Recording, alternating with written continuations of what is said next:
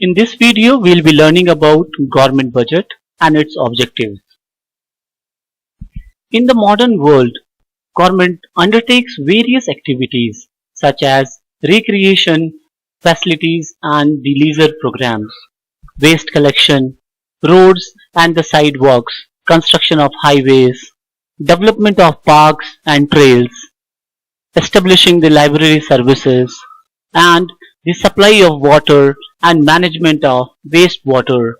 Government also undertakes emergency services.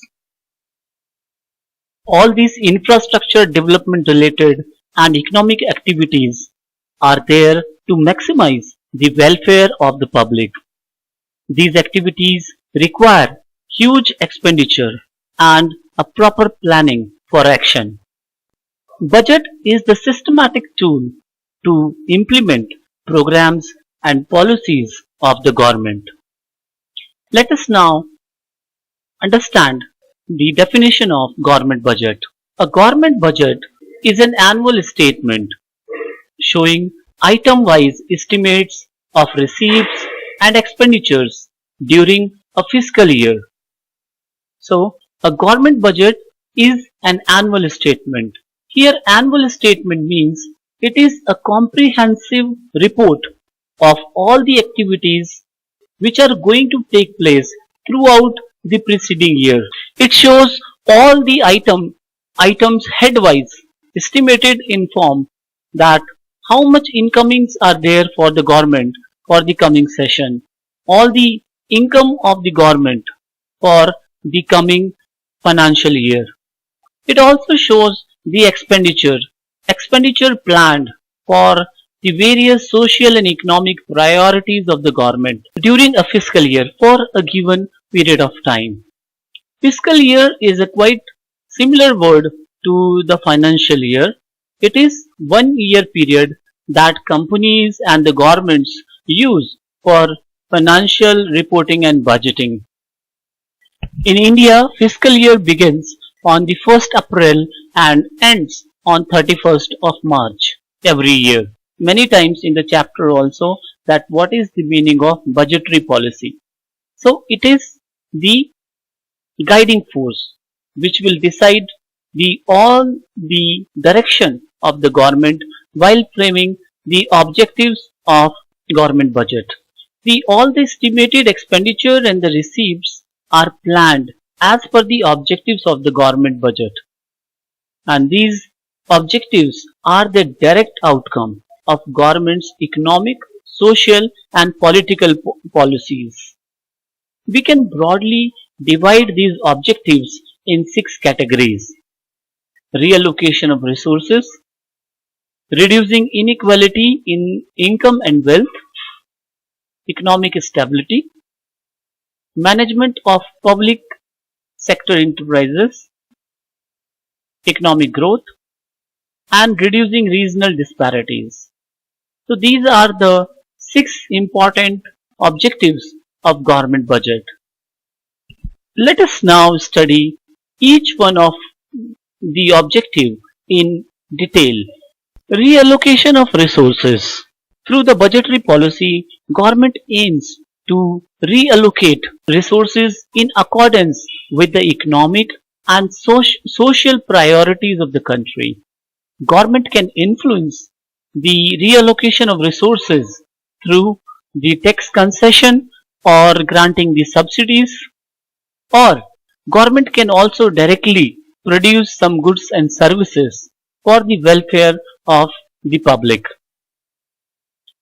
To encourage investment, government can give tax concessions or grant subsidies to the producers. For example, we can see that to discourage the production of harmful consumption goods like liquor or cigarettes, government can impose heavy taxes on the production of such goods. Whereas on the other hand, the goods related to the necessary items or they are produced locally, government can give concession in the production of such goods like khadi products or the indigenously prepared handicraft goods. So government can give concession on the production of such goods or can give subsidies so that more production of such goods can take place. Government also produces certain goods itself through the government's public sector enterprises because there are many non-profitable economic activities where the private sector does not give the services like the national defense or construction of the roads or supply of the potable water, sanitation, or generation of electricity. These services are provided by the government, reducing inequality in income and the wealth. Government aims to influence the distribution of income between the rich and poor. Government does it by imposing taxes on the rich and spending more on the welfare of the poor people in the country. It will reduce the income of the rich and raise the standard of living of the poor people. Economic stability. Economic stability means there is absence of large scale fluctuations in the prices of general goods and services. So when there is such situation of the large scale fluctuations, it results into economic instability, and government can exercise control over these fluctuations through the taxes and expenditure. In the event of inflationary tendencies, government can bring down the aggregate demand by reducing the government expenditure. During the deflationary tendencies, government can increase its expenditure and can give tax concession and subsidies so that people can consume more, can demand more, and overall aggregate demand will increase and which will again help to maintain the stability of prices in the economy. Management of public enterprises.